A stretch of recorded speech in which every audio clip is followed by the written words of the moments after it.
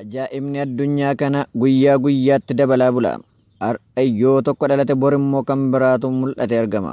Gojamii nagaree addunyaa kanaa waan hundaatti boriif si'eessitee jirti. Dorgommiin taayitaa inni dhumaa gara dorgommii teknooloojii niwukileeraatti cehee jira. Niwukileerri aangoo cimaa yuuraaneemii badhaadhfame irraa summuugame hojjetamu yoo ta'u, humna yookiin aangoo ajaa'ibaa qaba. Niwukileeriin dandeettii rabbiin ilma namaaf kenne, ilmi namaa ammoo karaa hin taanetti itti fayyadamaa jiru keessaa isa tokko. Humni niwukileeriin salphaatti addunyaa kana miidhaa guddaa irraan gahuu irraa kaasee hanga ilmaan namaa heddumminaan dhabamsiisuu danda'utti fayyaduu kan danda'udha. Kanaafidha egaa addunyaan kun kan oomisha yuuraaniyeemii irratti kan wal loluu fi wal fixu, qabeenya niwukileeraan kan walitti dhaadatu. Namni niwukileera qabu addunyaa kanarraa waan sodaatu hin qabu. Waa'ee humna ajaa'ibaa niwukileeraa bal'inaan boodatti haa deebinu. Amma gara yaada addunyaan yoo wal dhabde mootummoonni niwukileerii qaban yoo tarkaanfii niwukileeraa kan fudhatanu ta'e, ilmi namaa furmaata balaa tasaa lubbuu isaa baafachuuf ta'a jedhe qopheeffate jiruun ani immoo isiniif dhiyeessa. Na hordofaa. Kan hin dubbisa irra isinii qooduuf kan yaale fuulduratti karoorfamee kan hojjetamee jiru samii kanarra kan balali'u hoteela guddaa imaltoota hanga 5,000 baachuu kan danda'u bu'uuraalee jireenyaa hunda kan qabu xiyyaara guddaa Sky Cruiser jedhamudha.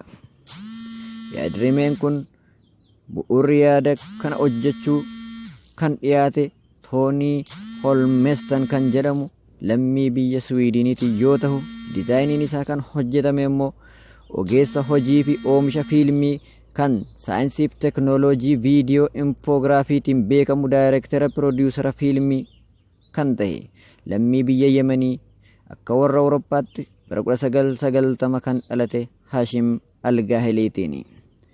Hoteelli kiruuzara samii balaliisaa hin qabne al takkaa ol bahee ji'oota dheeraaf utuu hin qubatin hanga waggaatti illee turuu danda'a. Dizaayinni isaa jalqaba yoo barbaadame qilleensa irratti akka hafuu danda'uttidha kan hojjetame. Sababni isaa humna niwukileeraatiin hedduu bakka barbaade irra turuu waan danda'uuf itti amanameeti. Garuu boba'aatiin miti kan socho'u, humna injiinii 20 fiwuzii niwukileeraatiini. Imaltoonni bakka bakka mataa isaaniitti sirna piik and drop jedhamuun yookiin jeettota dhuunfaa yookiin sarara balalii xiyyaaraa qaxxaamuraatiin gara hoteelichaatti ol fuudhamu yookaan gadi buufamu malee hoteelichi samiirraa gadi hin bu'u.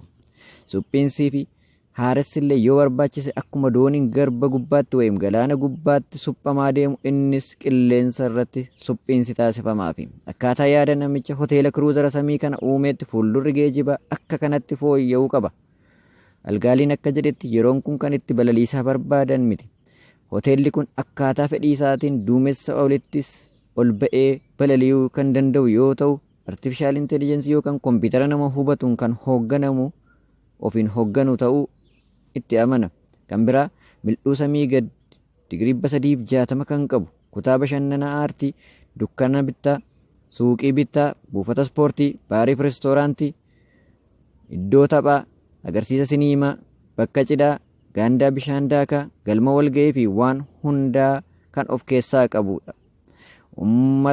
Uumama tasaatiif xayyaarri kun qophii calalee kan of hirkaa qabudha. Kiruuzarri samii kun kan argamu Tuwaancaaw kan jedhamu kibba bahaa magaalaa Haalong biyya Veetnaam keessatti kan argamu. Iddoon kun iddoo hawwata tuurizimii akka addunyaatti beekamaa ta'edhas.